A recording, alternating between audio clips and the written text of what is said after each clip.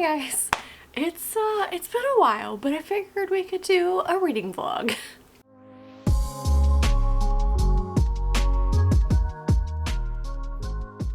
Scheduling this last few weeks has been kind of chaotic, so I've been sort of out of practice with vlogging, so I'm hoping to kind of dive back into it because I do enjoy it. It is the Saturday before Easter, so kind of transitioning into some more springtime reads. I'm really into fantasy at the moment. I'm always into fantasy, but there's a lot of fantasy on my TBR. If you caught my April TBR video, it's like almost all fantasy. So this weekend I am hoping to start A River Enchanted by Rebecca Ross.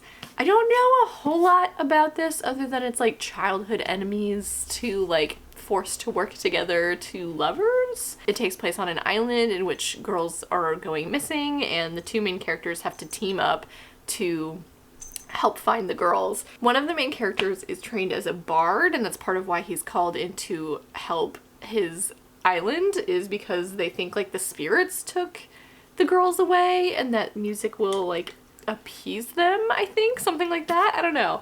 I've heard this is a really good mix of like mystery, fantasy, and romance, and I love all of those things, so hoping to get into this one. I don't know what I'll pick up after this. I'm thinking maybe Shadow of the Gods by John Gwynne, because I just picked up Hunger of the Gods this last week, so I'm really excited to delve into that as well, but figured we'd start here. I also have a bit of baking I want to do this weekend. I'm gonna make some lemon bars to bring to my family's Easter lunch tomorrow, so I'll hopefully vlog that. We'll see. My kitchen is so small. It's really difficult to like make it look super aesthetic and pretty for vlogging purposes, but we shall see. So yeah, this is just gonna be like a very chill springtime reads kind of vibe for a vlog, so stick around. I'm gonna try to read maybe 50 pages of River Enchanted and then update you later. This is what I'm gonna be trying to make. Lemon bars from a delish cookbook. I'm excited. I've never made lemon bars before, but this feels pretty straightforward, especially for this cookbook. This one has some really insane like stuffed cookie recipes and stuff. I will work my way up to those eventually. I'm by no means an expert baker, but I think I can handle lemon bars. Fingers crossed.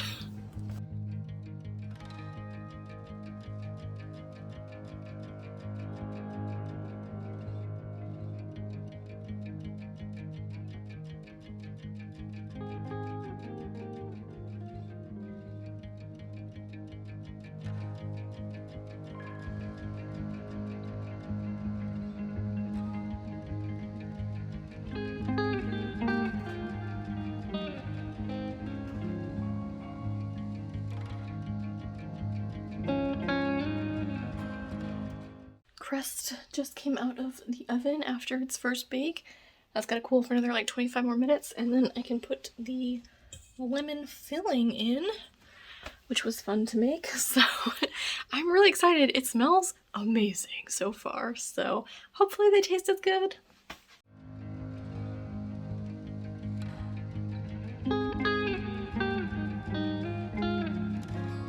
Dang, I should have checked it. It's a little brown on the top, but I think it'll still be edible. Dang it. I checked it 5 minutes ago and it looked a little too wiggly still. I think I left it in just a minute or two too long. Dang it. Let's wait for reading while something's in the oven. Dang it. I think it'll still taste good though, hopefully. I'm mad at myself. I should have checked it earlier. Okay, well, time to dig into A River Enchanted. Very excited for this one. I've heard such great things, so let's dive right in.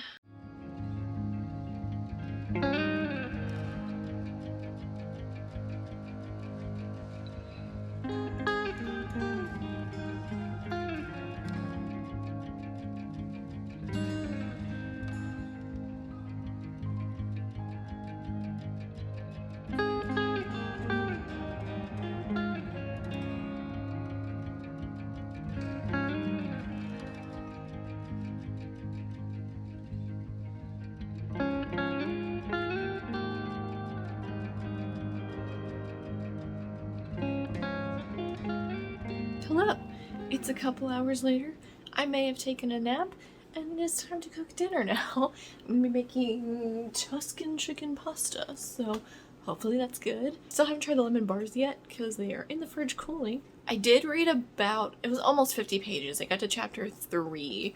I did not realize how multi-POV this was going to be. I thought it was just going to be our 2 main leads, but we did get an additional perspective from someone I wasn't expecting, so that's interesting. Pretty much everything that's happened so far was what I described earlier. We have this bard named Jack who is summoned home by his lord, and he doesn't really know why, but when he gets back to his island, the name is Cadence, he finds out young girls have gone missing, and he doesn't really know what this has to do with him, and where I just stopped, he just spoke to the Lord. Interesting so far. I like the writing style. Jack is interesting. I'm curious to see how his relationship with Adara, our other main lead, is going to sort of develop, because apparently they did not get along as children, and he hasn't been back in 10 years, so he's 21 now.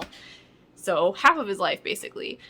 And this island, Cadence, is very mysterious. Like, the mainlanders kind of gossip about it because Cadence has, like, fae or something on it, or spirits, and the mainlanders don't really, like, believe in that, but Cadence definitely has magic, so that's pretty cool. Jack feels more at home than he expected to, having been gone so long.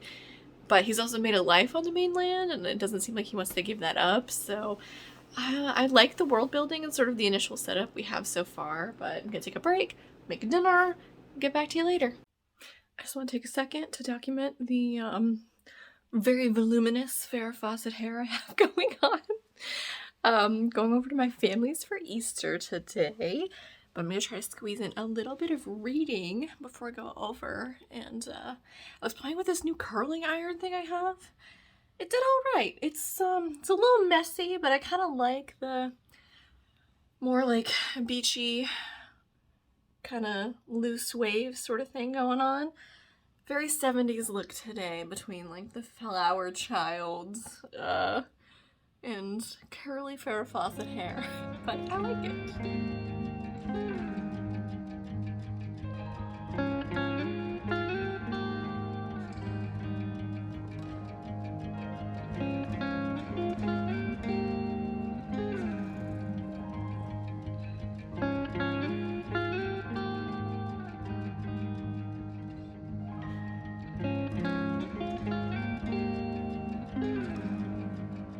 Hello. So it's Sunday night. I'm now 115 pages into A River Enchanted. I think I'm on chapter 7. I just stopped there. And I think I'm going to stop there for the night because I got to get ready for bed and work tomorrow and stuff. But I'm really enjoying this so far. As the title suggests, it's quite enchanting. There's a lot about the island that they live on, Cadence, that you're sort of learning about in these first few chapters. And it's really interesting. It's like a land of spirits and stuff, and there's a lot of lore there. The vibe kind of reminds me of like the Scottish Highlands a little bit. You have these 2 rival clans, these sort of mysterious fae that interact with each clan in sort of a different way, and there's like this curse on the clans where like the main characters, half of the island, this sort of elemental magic just in the land really flourishes, so like their crops are bountiful and it's a very like lush place to live, but if they use magic, it basically drains the vitality from the person, whereas the other clan, who we don't know a whole lot about at the moment, can use magic without it hurting them, but the land itself is not barren, but like not as bountiful as the side of the island that our main characters are from. And we've also spent a lot more time with sort of our male main character, Jack, who is the bard who trained on the mainland, and his history is really interesting as well, and I'm enjoying trying to like learn more about him. And there's been a couple other twists and turns within his story, and again, I'm really quite enjoying that so far. I do think it's interesting that I'm 100 pages in and I don't think we've gotten anything from Adara, who, to read the summary of the book, seems like our second main character. She's been in a couple scenes, but we haven't gotten like her perspective yet. So I'm curious to see if we will. again, at the moment, it really feels like Jack is the main character, and we get some other sort of points of view to help fill out the story. But I'm curious to see more from Adara. She's very mysterious, and like Jack and Adara's past seems complicated as well. The summary kind of describes them as sort of childhood enemies. There's a lot of intrigue in this, and like I want to keep reading it, but I gotta go to bed. But I'm enjoying it so far, and I can't wait to see like how it continues to unfold. I'm really enjoying the world building sort of fairy tale feel of this, and the characters themselves are quite intriguing. Music seems to be a really big part of this, especially where Jack is a bard, and there's even like a harp on the cover, so I'm curious to see how that is going to continue to play a role. He only just played it like within the novel for the first time in the last 20 pages or so. So yeah, I really enjoyed this so far, and I'm really just digging like the elemental spirit magic that's happening, and I'm really excited. I think this series has a lot of potential. I know I'm only 100 pages in, but I've said I'm enjoying it like 5 times now, but I am. This is lovely. I love the writing. I'm gonna get ready for bed now, and I will try to remember to check back in tomorrow. But tomorrow's Monday, so we shall see.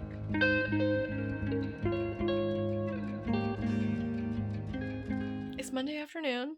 I crashed on the couch. Kitty doesn't have the decency to hang out with me. He's on the chair over there.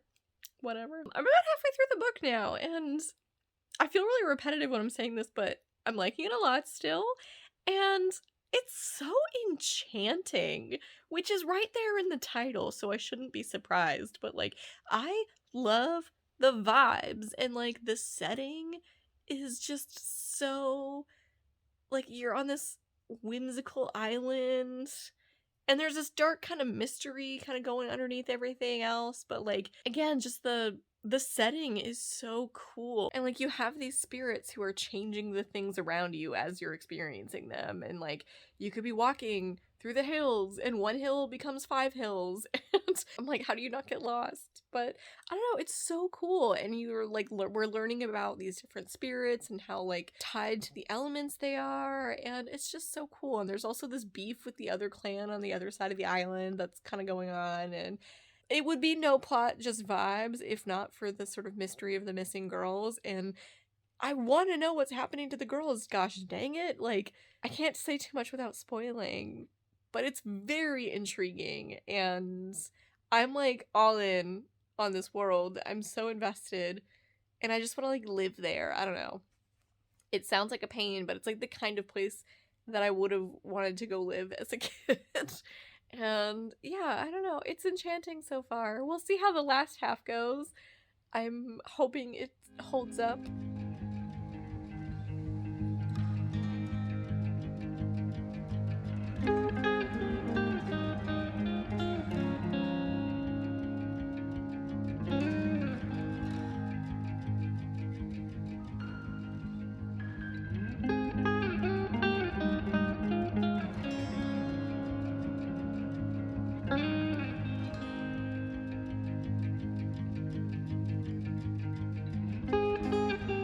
I just got home and Rocket wants all the attention. Don't ya? You're a needy boy.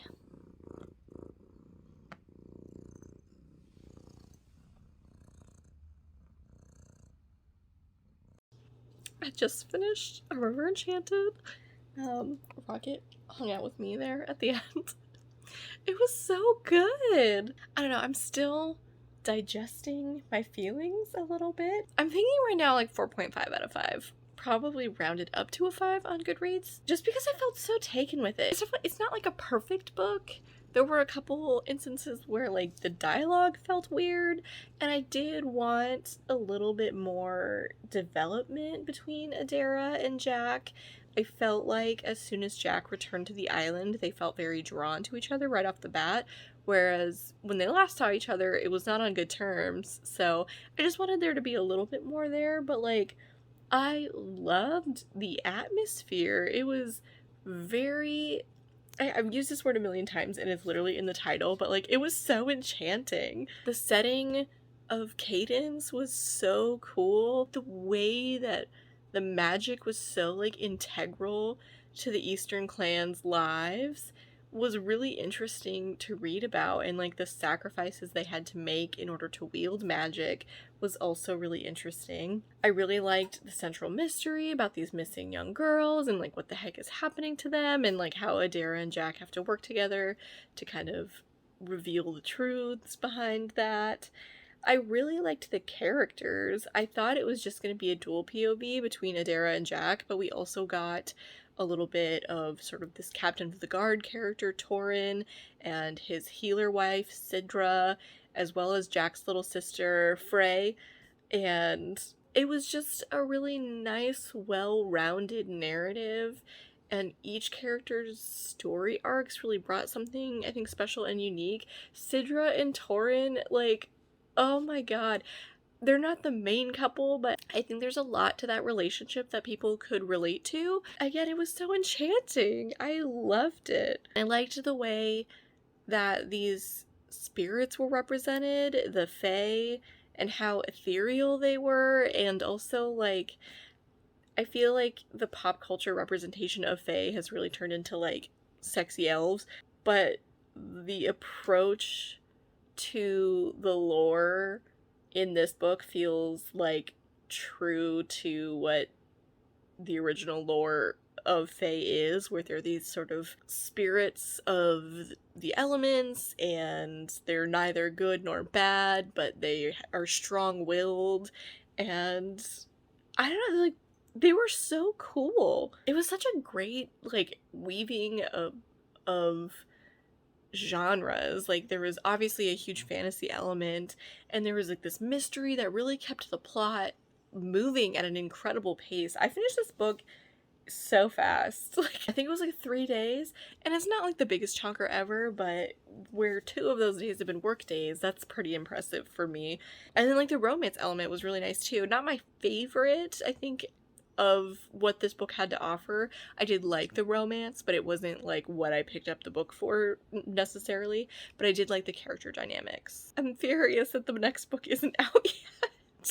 So I think I'm going to try to squeeze in one more book for this reading vlog, and I think it's going to be Gallant by V.E. Schwab. I don't have my edition here with me right now. It is upstairs.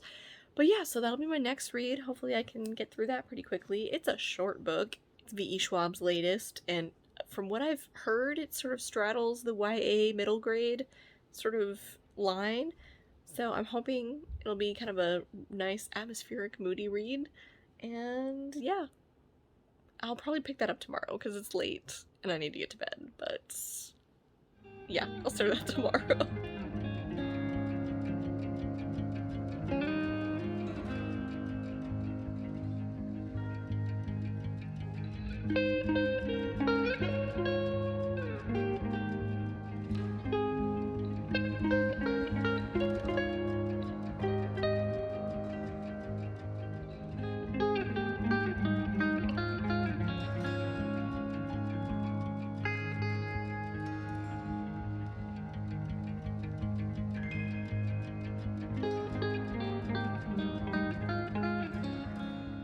Hello, it is, gosh, Wednesday night? I am just over 100 pages into Gallant. I'm really enjoying it so far. The vibes are immaculate. It's definitely serving the Crimson Peak sort of atmosphere. The ghosts in this book are really similar, I think, to the ghosts in Crimson Peak, where they're not, like, malevolent, they're just sort of there, existing. And V.E. Schwab's prose, as always, is beautiful. I love the way she writes about the ghosts and how Olivia, the main character, kind of observes that they long to be noticed but can't stand to be seen. And I just think that's, like, such an interesting take on ghosts and ghouls and stuff, and they're just written so creepy, and not in, like, a evil way. It's just their existence is a little unsettling. But I'm enjoying that so far. Olivia's an interesting protagonist. She is mute and she doesn't really know why. She's tried to express sound but can't. Like, she can't even scream or anything. which would be endlessly frustrating, and she can sign, but there's only like one person who understands her, so she's really struggling to communicate and express herself. But she's at Gallant. She received a letter at the boarding school she was at summoning her to her family home, which she's never been to that she remembers. But when she gets there, she finds things are kind of tense and creepy, and there's a lot of things going unsaid. She has a cousin who, like, does not want her there, but it doesn't seem like it's because he doesn't like her. It's because, like, there's something dangerous about the house, and he doesn't want her caught up in it. So that's really interesting. Again, very much Crimson Peak vibes. I'm loving it. I've seen a lot of people kind of have mixed reviews about this one, and maybe it was an expectation thing. I'm not sure, but it's pretty much exactly what I thought it was going to be, and I'm not mad about it. You know, I always know when I pick up a V.E. Schwab book that I'm going to have a good time, that's going to be well written, and that the vibes are just going to be perfect. And this is really, like, as much as I struggled to sort of come up with a comparison for a River Enchanted, it's like what it reminded me of. This is such a perfect cross-section of Crimson Peak and The Secret Garden so far. It is like exactly what it sold itself to be, and I'm so thrilled with that. There's something about picking up a book and having it be like exactly what you thought it was going to be and what you wanted that is just so satisfying. So I'm about a third of the way through this now. I'm hoping it'll be kind of a quick read because I'm supposed to start Pachinko later this week with Stephanie. So I don't want to rush through this by any means because I am enjoying the atmosphere and the reading experience. But I am also under the gun a little bit to finish this. So I will check in later. Back again, same night. This book is flying. I'm on page 175 now.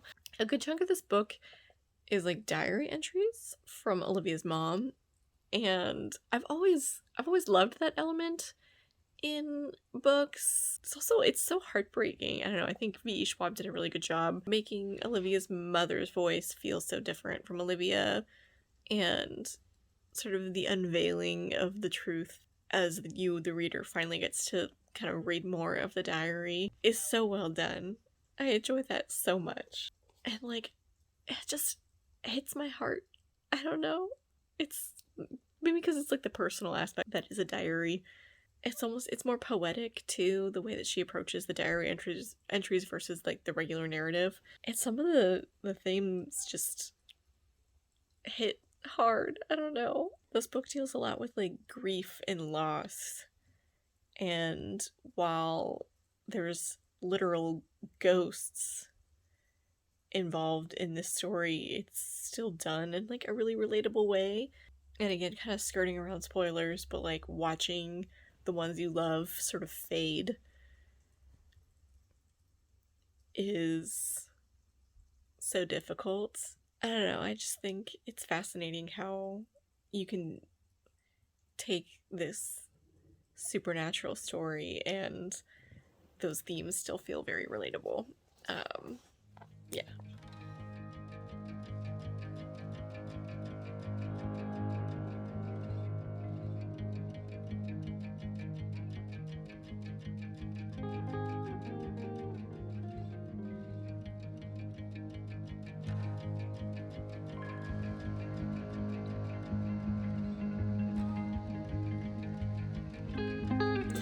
I finished Gallant in a single day. Didn't intend to do that, but it just flowed. It flew by. There was no point in which I wanted to put it down, so I just kept reading. And it was lovely, but like in a heart-wrenching way. Like I said earlier, it has a lot to do with like loss and grief, death, especially death. But I don't know, it was like a good balance where it didn't feel too dark because it was kind of written a little bit younger. I wouldn't call it middle grade. It definitely feels like it fits a bit better on the YA shelf given its themes. Our main character is only like 16, but like the topics are a little heavy, so and it's nice to like kind of pick up a V.E. Schwab book that you can read in a single sitting because I feel like some of her stuff is thick. So I felt very accomplished getting that done in one day. But it's late and I need to go to bed now. I'm not prepared for bed at all. I'm still wearing jeans and it's 10:50, which is unusual for me, so I haven't decided what book I'm gonna start next. But since we are nearing the end of this vlog. Hello. It's Thursday morning. I'm thinking about Gallant a little bit more overnight, and just a stray thought, but the master of the house, or like the death figure in Gallant, reminds me so much of like an amalgamation of Luke from Addie LaRue and Osarin from the Shades of Magic series. And that's not necessarily a bad thing. It's just interesting to like have read so much of V.E. Schwab's catalog at this point and kind of be able to pick up on certain things that you can tell like she likes to do. I like how she does it, so I'm not mad. It was just, again, straight thought that sort of hit my brain yesterday. But yeah, so I'm gonna be starting Pachinko today at probably on my lunch break, and that's gonna be my buddy read with Stephanie for this month, so that should be fun in like a heart-wrenching kind of way. I think I've heard that it is an excellent book, but very sad, so I'm ready to feel the pain.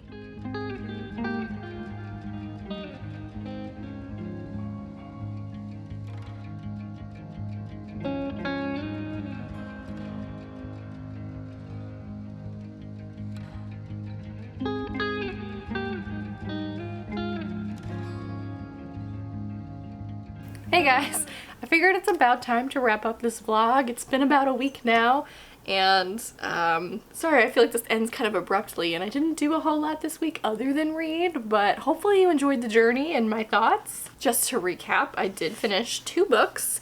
First, A River Enchanted by Rebecca Ross, and then Gallant by V.E. Schwab. These are both very atmospheric fantasies, and I enjoyed them quite a bit, and I gave them both 4 stars, but for very different reasons. Again, I really loved the atmosphere in A River Enchanted, and I really liked the character and relationship dynamics, and I'm just like so invested in this world, and I can't wait to see where the second book brings us. The Isle of Cadence is just such a cool place, and I don't remember if I mentioned this before, but like the feeling that this book gave me reminded me a lot of like what I feel when I watch Stardust, the movie adaptation of Neil Gaiman's book, and it just got like that warm, cozy, magical, whimsical feeling to it, and I really quite enjoyed it. And the mystery in this was intriguing as well, so really liked this one.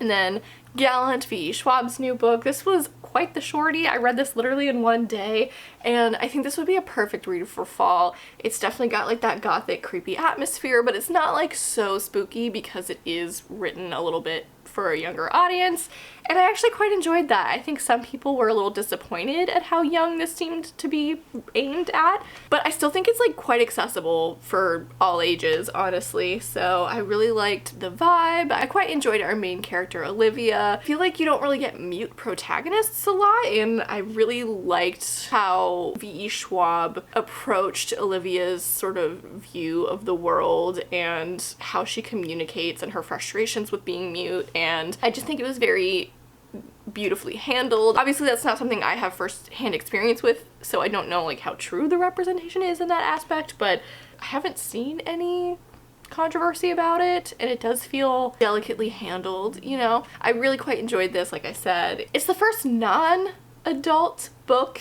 by V.E. Schwab that I've read. I thought this was a really great start to reading her like more young adult, middle grade books though, and I can't wait to pick up her other ones. And then I started, but I have not finished, my buddy read for the month, which is Pachinko by Min-Jin Lee.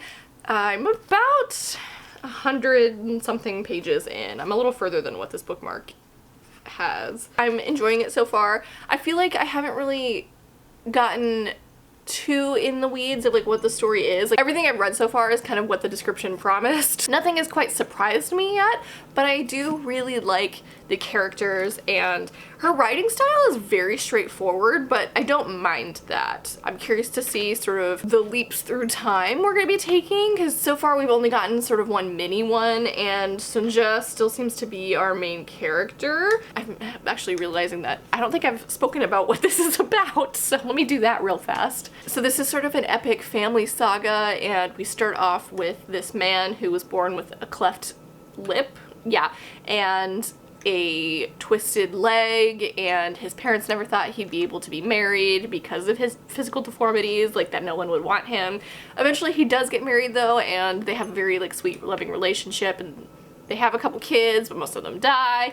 The one that survives is Sunja, and we follow her as she grows up, gets involved in a scandalous situation in which she becomes pregnant out of wedlock, and we follow her story sort of from there. A minister kind of steps in and offers to marry her and bring her to Osaka. So I've just gotten to the part where they like just arrived in Osaka, so again, haven't really gotten too deep into the narrative yet, but I am liking it and I like the writing style, and I'm very curious to see where this goes because I've heard this is a huge tearjerker, so I'm excited to continue this and chat about my thoughts with Stephanie at some point. I don't know where she is in the book yet, but I feel like I had some really great reads this week, so I'm pretty happy with what I've been able to read so far. We do have about another week left in April, so I'm gonna be kind of scribbling to finish my TBR. I've been trying so hard to like stick to my monthly TBRs, and as a mood reader I feel like that's a really big accomplishment because sometimes I just want to like pick up other things, but I feel like I've been pretty good at sticking to the TBR, and this month I think I just got a little overambitious. I don't know how I thought I was going to read Shadow of the Gods and Hunger of the Gods with everything else on my TBR. I think I'll be able to get to the first one though. We'll see. I still have to finish Pachinko, Daughter of the Moon Goddess, and Shadow of the Gods. That's like my goal for the next week, which as I'm saying it sounds ridiculous, but I do have audiobooks for Pachinko and Daughter of the Moon Goddess, so hopefully that'll help me get through it a little bit faster. Try not to rush, you know, I think that's a really big balance to strike doing YouTube. You want to try to get through as many books as possible so you can throw out these reviews and have a really impressive monthly book count, but I also still want to be like actively enjoying the books that I'm reading. So my next month's TBR is a little more, I think, realistic in that regard, because I don't think it's fair to you guys either if I'm only giving out like half-assed reviews. So thank you guys so much if you've made it this far in the video. I know this one was a little kind of scattered, I think, but hopefully I can save it in editing. We'll see. Let me know if you've read any of the books that I tackled in this vlog. I'd love to chat about them. What are you reading this week? I'd love to know. So thank you guys so much for watching. Feel free to like this video, subscribe to my channel if you haven't already, and as always, have a lovely day. Bye.